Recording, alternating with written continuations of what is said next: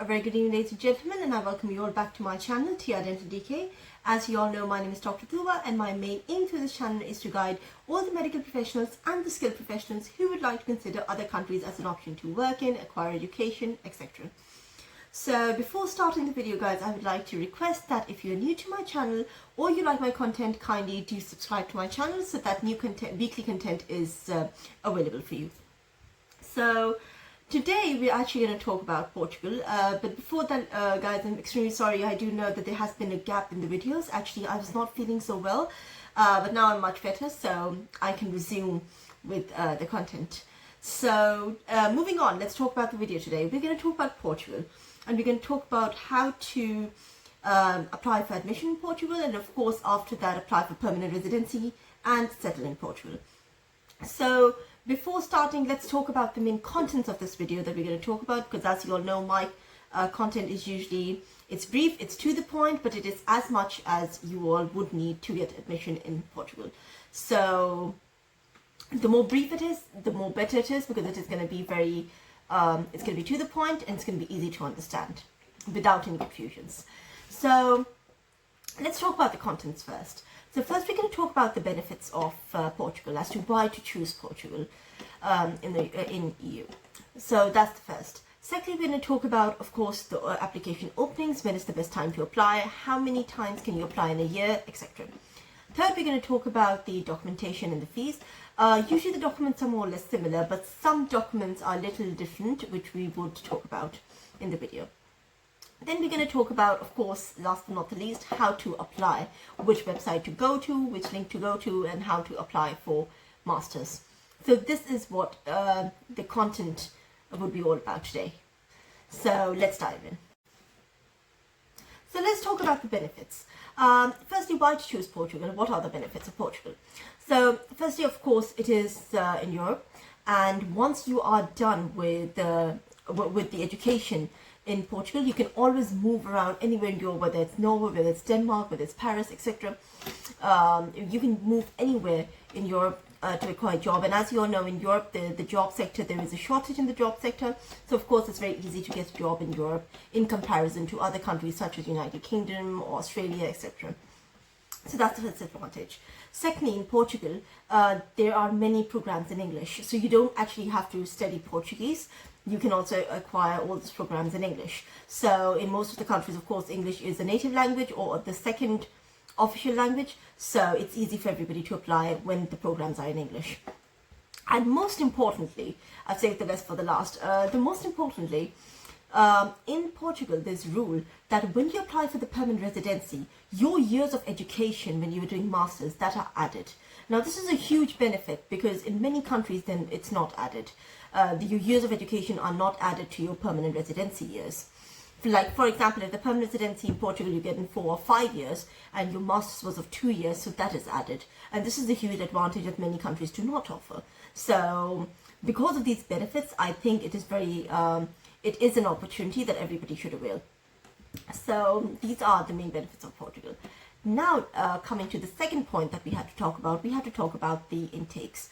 Now, the other advantage of Portugal is that when they talk about intakes, usually intake is once a year in other European countries. But in Portugal, it is 3 times in a year. So it is in March. And if somebody missed the deadline or some documents were missing, etc., you have an opportunity to apply in May. And if in May something happens and something is missing, etc., you have an opportunity. You might get an opportunity to apply in August, September, etc. So you actually have 3 opportunities in a year to apply. And also, this is a way of them to encourage international students even more to Portugal. So this is a benefit. So now we're going to talk about the documents and the fees in general. So as far as the documents are concerned, more or less you can see them on the screen. They're the same documents that are needed in general for all the European countries. They require more or less the same documentation. And the one thing in Portugal which is a little different is that when you make the CV you have to add a lot of extra things in it. For example, if you've done any extracurricular activities, you have had won awards or anything extra, any conferences, etc. Even the medical conferences you've attended, or in any conference of your field, you have to add that along with any diplomas that you have. So that would be an advantage.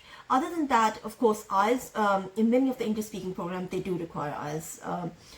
And the score is usually above 6, that is the requirement. And along with that, the one important thing that I would like to mention here is that there is something, usually we have a foreign office, usually we have, for example, in my country, we have an HEC attestation, or all the documents have to be attested. Here for Portugal, you need an apostille stamp.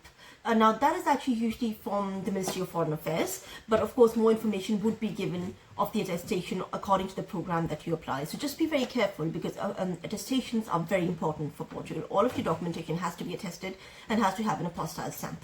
So you have to take care of that.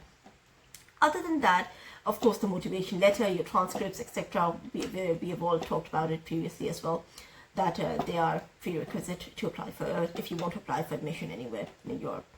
Now, the one additional thing I would like to add here is that it's not mandatory, it's not necessary, but if you do it, it would really help your case. And that is if you learn Portuguese before applying admission. Now, the Portuguese, you do not have to learn it like in a very professional manner. You don't have to have a very high score, but if you just do the basics, like the first and the second level, whether it's online, whether it is any tutor in your country, you do them, you do the course, and after that you have the certificate, and you show it, and you attach the certificate to the your application, you are guaranteed going to get admission, guaranteed.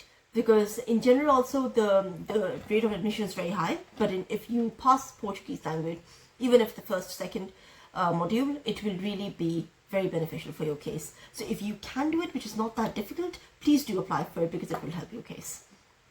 So this all sounded. Now let's talk about the fees. The fees, it all depends, but it is approximately around 3,000 to 3,500, 3,700 euros per annum. And of course, when you go there, you're allowed to work. Scholarships are also given if you have a very high IELTS score. So that could be managed. Alright, so now we're coming to the last step, which is actually how to apply for admission. So the link is mentioned, of course, right below this video, and it's mentioned on the screen as well. What you have to do is you have to click the link, you have to go to this website, and you have to actually shortlist, see, or like do a detailed research for the universities, which university suits you, which program suits you. And of course, you can apply in more than one universities as well. So you have to choose your program, you have to choose the right course for yourself, and of course you have to apply. So, and right after that, they might require a little fees that you have to give, and of course you submit all of your documentation. And right after some time, of course, if they shortlist you, they might ask for an interview where they would ask you why, and of course the interview will be conducted in English, in which they would ask you, why do you want to pursue your education in Portugal? So the usual answers that they ask, that how would this education help you, etc. So of course, right after that, they would give you the admission letter, and through that admission letter, you can apply for the visa. So these are all the prerequisites which we have covered, and I really hope that this video was helpful.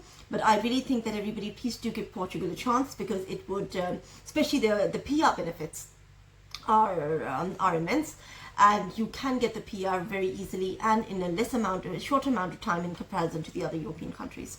So do consider it, and I hope this video was helpful. Other than that, guys, if you need any help, you're more than welcome to message me on Instagram or on my Gmail. The links are mentioned right below. And I wish you all good luck and a very good day. Thank you.